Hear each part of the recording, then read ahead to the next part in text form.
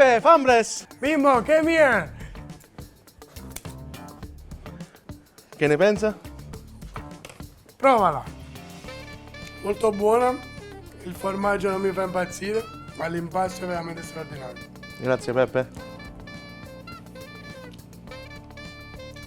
I like it a little bit crunchy, but it's very, very good. Ma c'è l'American boy.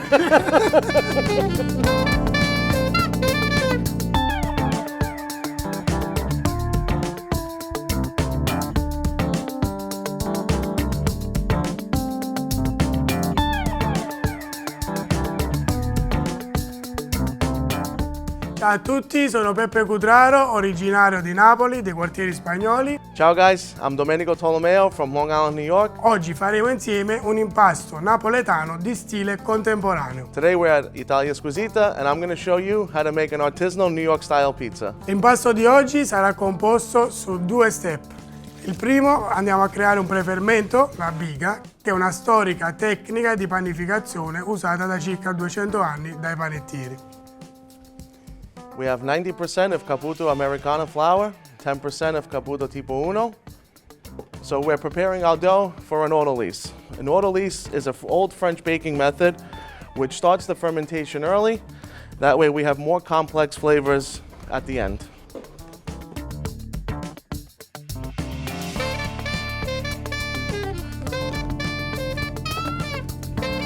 Passate le 18 ore, quindi mettiamo l'80% di acqua restante, tagliamo la biga in piccoli pezzi direttamente nell'acqua. Ecco qua, tutta la farina della ricetta e iniziamo ad impastare.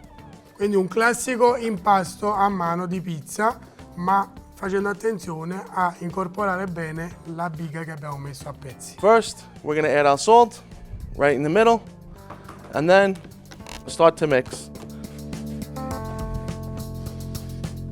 Arrivata a questa consistenza aggiungiamo il sale e il resto dell'acqua piano piano a filo. Quindi continuiamo a impastare. Always pulling from the bottom to the top. Once we've incorporated all of our salt into the dough, then we can go ahead and add our last ingredient, the extra virgin olive oil. Una volta che l'impasto non si attacca più nella madia, possiamo metterlo sul banco da lavoro. La differenza ovviamente nell'impasto classico napoletano tradizionale è quella che andiamo a impastare due volte. Creiamo un prefermento il giorno prima, lo lasciamo fermentare e non lievitare e il giorno dopo passiamo al secondo step e andiamo a fare l'impasto vero e proprio. So one thing that's really special about this dough is that it incorporates the best characteristics of a New York style pizza and a Neapolitan style pizza. And what I mean by that is we're using more aggressive fermentations, much higher hydrations than your standard New York, and more importantly, we're also using flour that comes directly from Naples. The reason why that's so important to me is because obviously you can tell from my accent I'm from New York and my mother and her family come from Napoli. So it was my way to honor both my home and my mother's home. L'idratazione di questo impasto infatti è al 75%, a differenza che la pizza tradizionale che va dai 62 ai 65. Once our dough is ready to go, we're going to take it, we're going to cover it with a wet rag, and we're going to let it sit for about 30 to 45 minutes or until it doubles in size. Ok, una volta raggiunta questa consistenza, quindi con un impasto liscio e omogeneo, dopo una lunga lavorazione con le mani, possiamo mettere l'impasto a riposare per un'ora. Consiglio però per tutti gli impasti indiretti, quindi con i prefermenti, di utilizzare una planetaria o un'impastatrice. Lo copriamo con un panno umido e lo lasciamo un'ora a temperatura ambiente. Now that our dough is fermented, we're going to make our dough balls. Lo tiriamo fuori e facciamo dei panetti da 280 grammi. We're going to cut our dough balls to 530 grams. Now we're going to close our dough ball, and what we want to do is we want to pull from the top and pull it inside. We're gonna seal it and put it down. Taglio un filoncino di impasto, mi creo il mio panetto e lo mozzo sotto. Gli do un piccolo giro, vedo se la grammatura c'è. Ok, adesso lo lasciamo puntare per altre 8 ore a temperatura ambiente. Once all of our dough balls are made, we're gonna put them inside of our dough box and let them sit for 28 to 48 hours inside of a refrigerator. The important thing to know is, after the dough has sat for 28 to 48 hours, we want to pull it out of the refrigerator about 4 to 5 hours before we intend to use it to get them back to room temperature. That way it's one, easier for you to stretch and it won't be as tight. Un segreto e una tecnica per la pizza napoletana è che la stendiamo di un diametro più piccolo e prima di andare in cottura la allarghiamo per un diametro di circa 33 cm.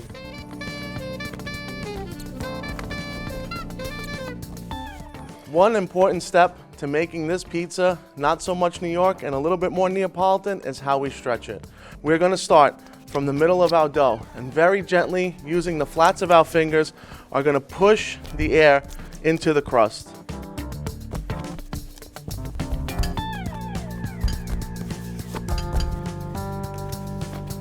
Once we started to stretch all sides, you can go ahead and start to do the schiaffa napoletana. La tecnica utilizzata da noi professionisti ovviamente è lo schiaffo napoletano, possiamo anche divertirci davanti ai clienti, però potete semplicemente allargare il disco di impasto e con i pugni far allargare di più l'impasto. We're gonna take some semolina, sprinkle it onto our peel. Remember, not too much. Spread it around. And at this point, most New York pizzerias will throw this up in the air, but we're not doing that. We're keeping with our consistency of being half American and half Neapolitan. And as the Neapolitans would say, you don't play with your food. So it goes right on the peel. Andiamo a fare una provola e pepe. Quindi pomodoro San Marzano, lo schiacciamo a mano per non distruggere la fibra del pomodoro. Tomatoes from Napoli.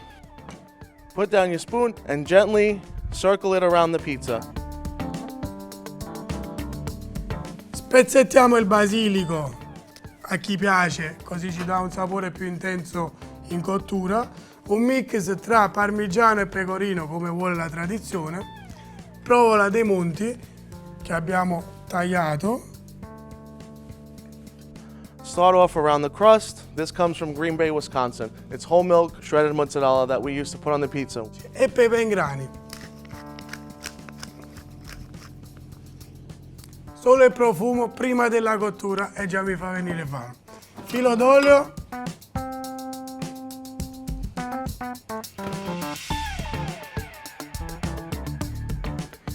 And at this point, we're ready to start cooking our pizza. Avendo messo il basilico sotto la mozzarella mi evita che si bruci in forno, visto che la temperatura del forno per la pizza napoletana è più alta. Spolverata di semola sulla pala, facciamo salire la nostra pizza e a questo punto qui la possiamo allargare di diametro e siamo pronti per andare in forno.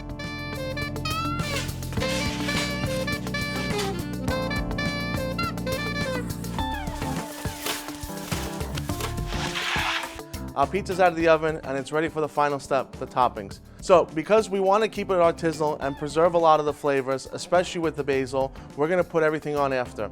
If we were to put on the basil beforehand and have it cooking in the oven for 8 minutes at 600 degrees, it would have burned right away. So now we're going to take our fresh basil, we're going to pick it off of the bush, and what I like to do, I like to just put on all the whole leaves because I love the taste of basil. Next, we're gonna take our Parmigiano Reggiano and we're gonna grate it on top of the pizza. And last but not least, extra virgin olive oil. Very little. Just to give it a little kick of flavor. Questa è come si presenta la nostra pizza dopo la cottura. Il colore deve essere un colore abbastanza leopardato, non uniforme. Un cornicione pronunciato e soprattutto il pomodoro e la provola si sono ben amalgamati tra di loro. Normally, what we would do is we would use a roller to cut our pizza, but today we're going to use i forbici. That way we can show you inside the cornicione and you can see our structure that we developed from our fermentation. Taglio con le forbici così posso mostrarvi direttamente la struttura alveolata del cornicione e quindi di tutto il lavoro che è stato fatto dietro questo impasto.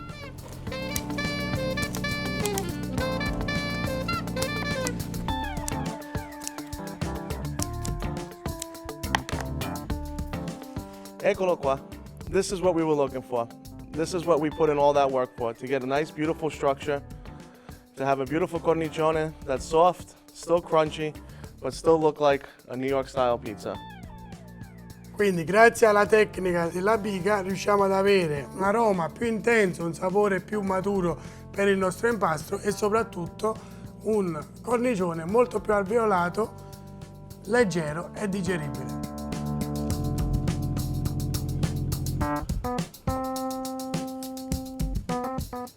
Una delle principali caratteristiche di questa pizza contemporanea è che al morso si scioglie completamente in bocca. Now, Napoli and New York are closer than ever.